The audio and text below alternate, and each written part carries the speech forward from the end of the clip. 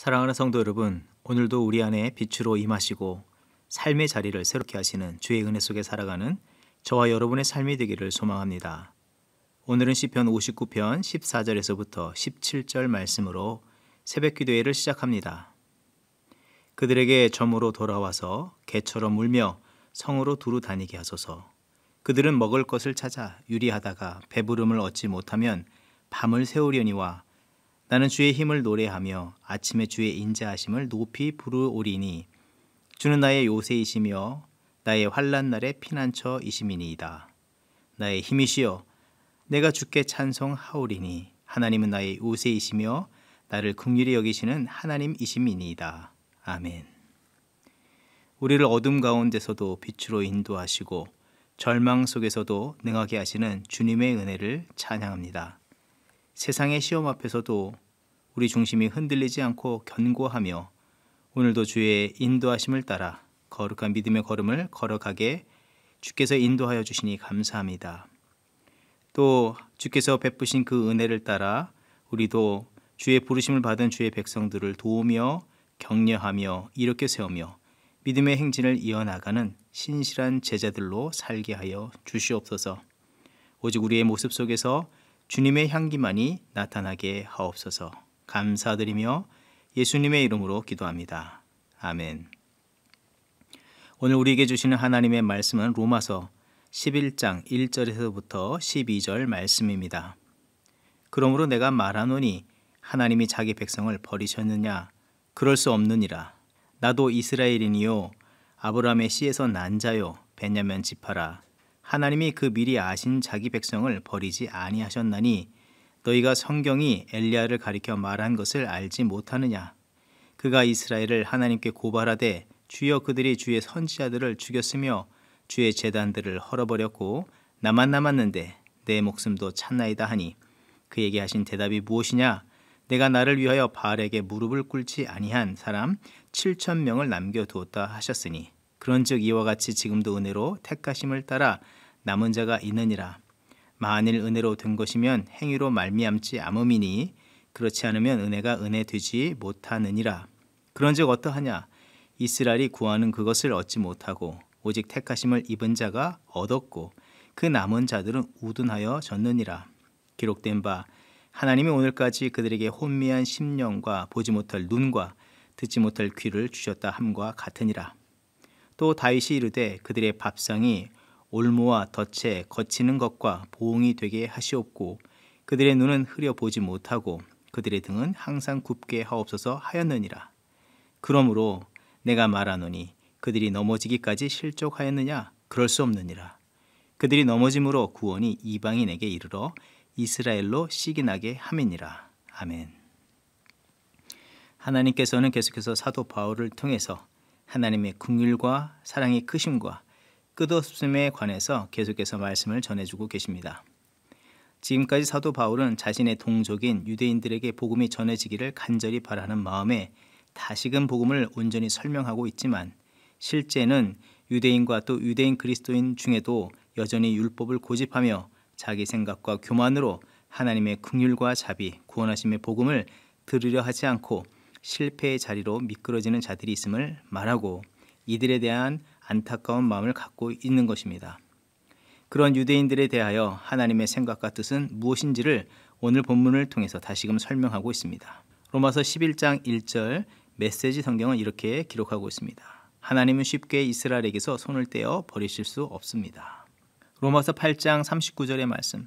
높음이나 깊음이나 다른 어떤 피조물이라도 우리를 우리 주 그리스도 예수 안에 있는 하나님의 사랑에서 끊을 수 없으리라 말씀하신 것처럼 하나님의 사랑에서 끊을 자 없다 함이 외적인 어떤 존재나 물리적인 어떤 힘에 대해서도 이지만 그것은 하나님께서 택하시고 구원하시기로 작정하신 그 대상들이 하나님의 사랑을 알지 못하고 또 하나님을 부인하고 거부한다 해도 그 사랑에서 벗어날 수 없음을 말씀하시는 것입니다. 그 하나님의 사랑 안에 안긴 이스라엘 민족이 그릇되이 하나님을 이해하고 오해하며 헛된 열심에 하나님을 대적하는 자리에까지 갔어도 하나님은 그들을 향한 그 은혜와 사랑의 두 팔 벌리신 것을 거두지 않으시고 또 그 손을 심판의 손으로 바꾸어 내리치시지 않으시며 끝까지 사랑으로 품어주심을 말씀하시는 것입니다. 과거 이스라엘 백성들이 어떠했습니까? 바울이 엘리야 선지자 시대를 예로 들어서 설명하는데 자칭 선민이라고 주장하던 그들이 끝없는 추락으로 바알의 온 나라와 백성이 무릎을 꿇고 경배하게 되었습니다. 그때 하나님의 종 엘리야가 무엇이라고 탄식하며 그때의 그 상황을 설명합니까? 나만 남았다고 말하지 않습니까? 엘리야는 그 백성에게 심지어 이렇게까지 외쳤습니다. 열왕기상 18장 21절의 말씀. 엘리야가 모든 백성에게 가까이 나아가 이르되 너희가 어느 때까지 둘 사이에서 머뭇머뭇하려느냐. 여호와가 만일 하나님이면 그를 따르고 바알이 만일 하나님이면 그를 따를지니라 하니 백성이 말 한마디도 대답하지 아니하는지라. 그 외침 속에서 이스라엘 백성이 믿음에서 이탈하고 완전한 실패에 쓰러졌음을 말해주는 것으로 여호와가 만일 하나님이면 이방인들이야 그럴 수 있다 해도 이스라엘 백성에게서 결코 그들이 하나님을 잊을 수도 부인할 수도 외면할 수도 없는데도 만일이라는 단어를 쓸 수밖에 없는 그런 상황, 곧 영적으로 혼미한 상태에 빠져 있음을 말해줍니다. 이는 그들 안에 하나님이 계실 자리를 없애고 하나님을 몰아냈다는 말이기도 한다는 것입니다. 백성이 말 한마디도 대답하지 아니하는지라. 꿀먹은 벙어리와 같이 온전한 대답을 하지 못하는 마음과 삶이 완전히 바알에게 넘어간 완전한 타락된 상태에 놓였음을 말해주는 것입니다. 그만큼 그들이 하나님께로부터 멀어졌고 멀어진 것뿐만 아니라 바알 편에 선 것이기에 대적 자리에 뻔뻔하게 서 있었던 것을 말해주는 것이기도 합니다. 정말 그 상황을 보면 기가 막히지 않습니까? 엘리야가 제안한 것은 바알과 하나님의 제단 중에 어떤 제단에 불이 내리는가입니다. 누가 참된 신인지 그 제단 위에 내리는 그 불로 인해서 참된 신인 것을 증명해 보이기를 원했던 것입니다. 그래서 엘리야는 극적으로 하나님의 존재를 분명하게 증거해 보이기 위해서 어떻게 행동합니까?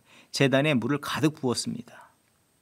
그렇지만 전능의 하나님의 능력에 비춰보면 이 일조차도 하나님께는 아무런 영광이 될 수 없고 도리어 그 자체가 하나님을 부끄럽게 하는 일이 아닌가 하는 것입니다.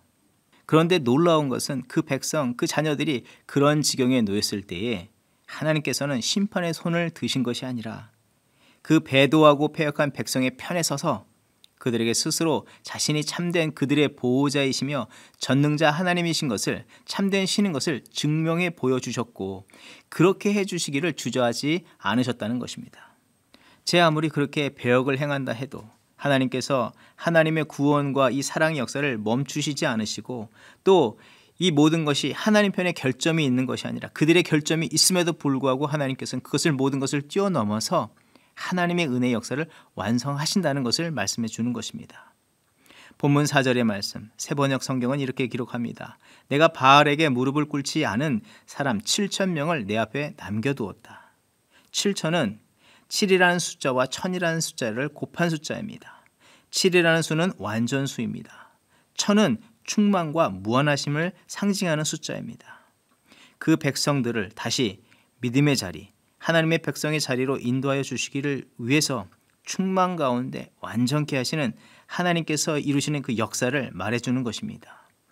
궁극적으로 우리가 하나님의 사랑의 크심과 완전하심을 알 수 있는 것은 하나님은 온갖 죄 많은 사람들의 조롱과 멸시를 참으시고 수치와 고통을 감내하시면서 그 백성에 대한 사랑을 십자가를 통해서 증거해 보여주신 것을 통해서 우리는 알 수 있는 것입니다.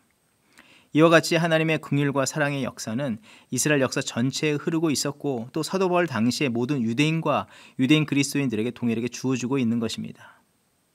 이러한 하나님의 긍휼과 사랑의 역사를 볼 때에 이스라엘 백성이나 당시 복음을 듣는 유대인들이 취할 태도는 계속해서 하나님의 자비와 긍휼, 사랑에 등을 돌리거나 자기 생각과 판단 등을 앞세워 하나님의 뜻을 거역하며 실패하는 자리로 나가는 것이 아니라 그 주권적인 사랑, 구원의 역사에 겸손과 감사의 믿음으로 반응하는 참된 믿음의 승리자로 살아가야 하는 줄 믿습니다.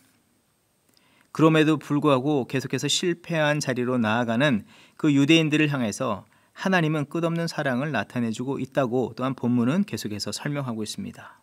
심지어 끝까지 완강히 거부하는 동족 유대인들이 이 구원의 복음을 듣기를 거부하고 그 문을 박차고 떠나간다 해도 하나님은 그 속에서도 마침내 그들에게 복음을 전하게 하실 것이며 구원의 승리 역사를 이뤄가신다고 약속하고 있습니다. 메시지 성경에서는 본문을 이렇게 소개하고 있습니다.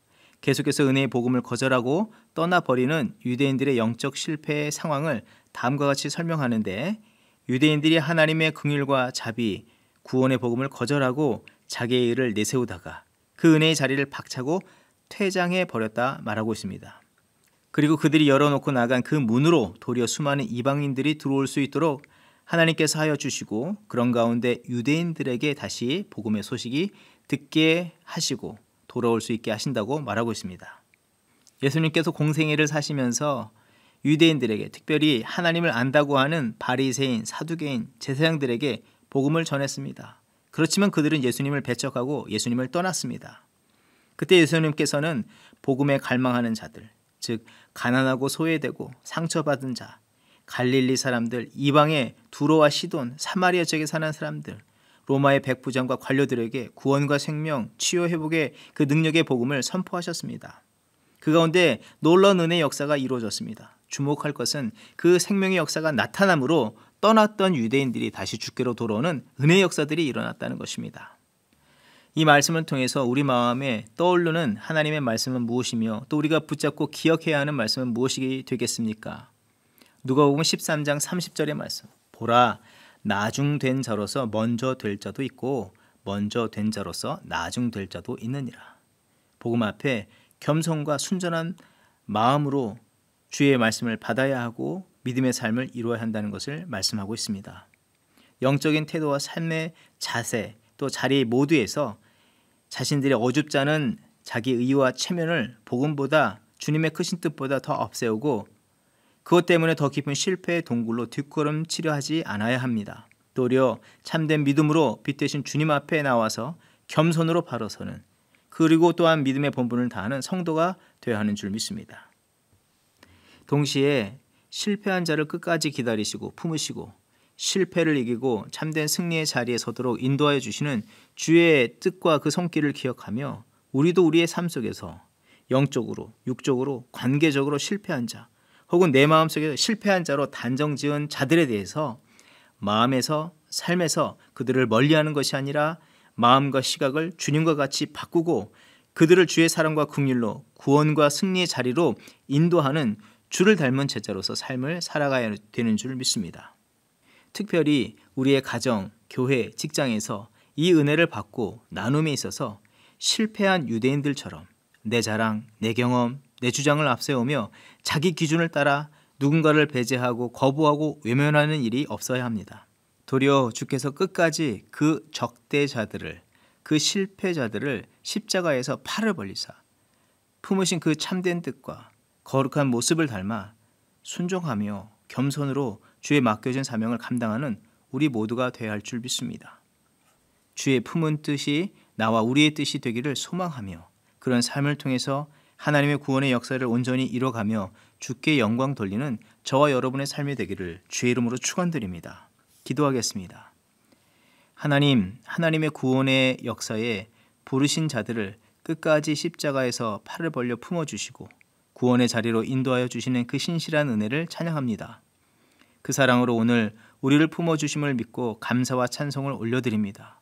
헛되고 어리석은 우리의 생각과 가치를 내려놓게 하시고 삶의 순간에 내 의와 자랑, 경험을 앞세우기보다 그보다 늘 앞서서 내 앞에 계시고 내게 은혜와 자비, 거룩한 뜻을 내밀어 주사 온전하게 살아갈 수 있도록 축복하여 주시고 인도하여 주심을 기억하며 그 믿음을 따라 온전히 삶을 이뤄가는 저희들이 되게 하여 주시옵소서. 우리를 먼저 부르시고 먼저 된 자로 세우셨기에 거룩한 책임과 사명의식을 더욱 갖고 주께서 십자가를 지시고 끝까지 걸어가신 그 믿음의 걸음을 우리도 감사와 믿음, 인내로 걸어갈 수 있도록 인도하여 주시옵소서. 가정에서 먼저 실천하게 하시고 삶의 모든 자리에 주의 모습을 전하는 우리 모두가 되게 하여 주시옵소서. 감사드리며 예수님의 이름으로 기도합니다. 아멘. 이 시간 중보기도 제목을 나누며 함께 기도의 자리로 나아갑니다. 이 시간 기도할 때에 교회 사역을 이끄는 목회팀과 당회를 위해서 기도합니다. 팬데믹으로 변화된 환경 가운데 본질과 비본질을 잘 구분하고 우리 교회를 향하신 하나님의 뜻을 따라 영적 성장과 거룩한 변화에 민감히 반응하게 하여 주시옵소서. 먼저 목회팀과 당회가 목자장 되신 주님의 인도하심에 영적으로 민감하게 순종하며 따라가면서 맡기신 양무리를 사랑과 겸손, 온유함으로 돌보고 섬기게 하옵소서. 성령의 충만과 믿음, 말씀, 사랑의 충만을 허락하여 주시옵소서. 두 번째로 예배의 회복을 위해서 기도합니다. 대면 예배와 온라인 예배 가운데 성령 충만의 역사와 변화의 역사가 이루어지게 하시고 모든 성도들의 마음을 예배자의 마음으로 새롭게 변화시켜 주시옵소서. 또한 새롭게 일으켜 세워 주시옵소서. 대면 예배 가운데 교회에서 코로나 감염이 발생하지 않도록 주님께서 보호하여 주시고 예배와 사역을 섬기는 목회자들과 각 부서의 봉사자들에게 성령의 기름 부으심과 창의력을 주시옵시고 또 여러 가지 재능 기부로 예배를 도울 수 있는 일선들을 더욱더 일으켜 세워 주시옵소서. 합심으로 기도하겠습니다.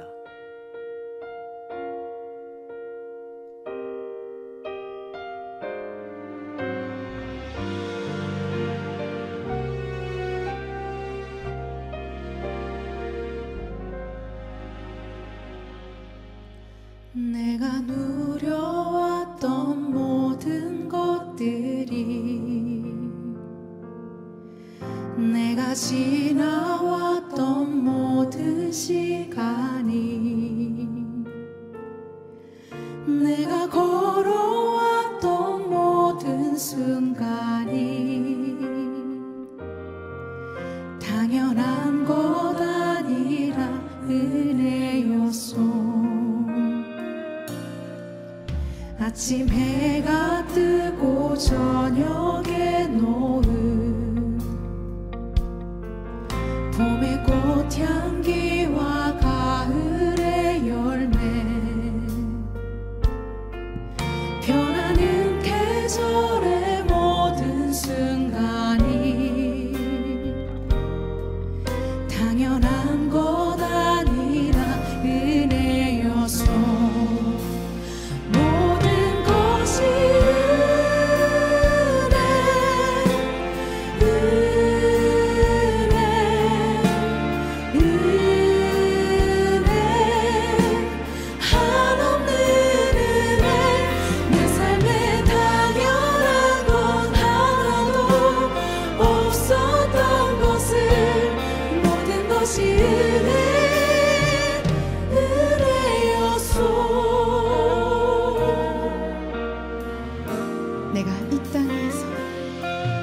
내가 이 땅에 태어나 사는 것 어린아이 시절과 지금까지 숨을 쉬며 살며 꿈을 꾸는 삶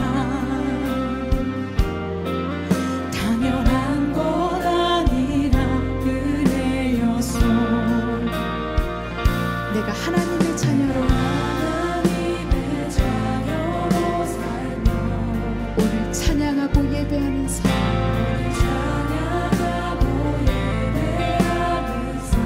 복음을 전할 수 있는 축복이 복음을 전할 수 있는 축복이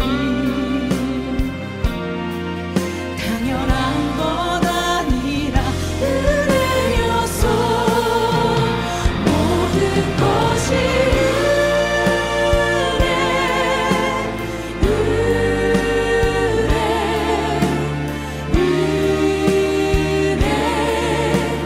한없는 은혜 내 삶에 당연한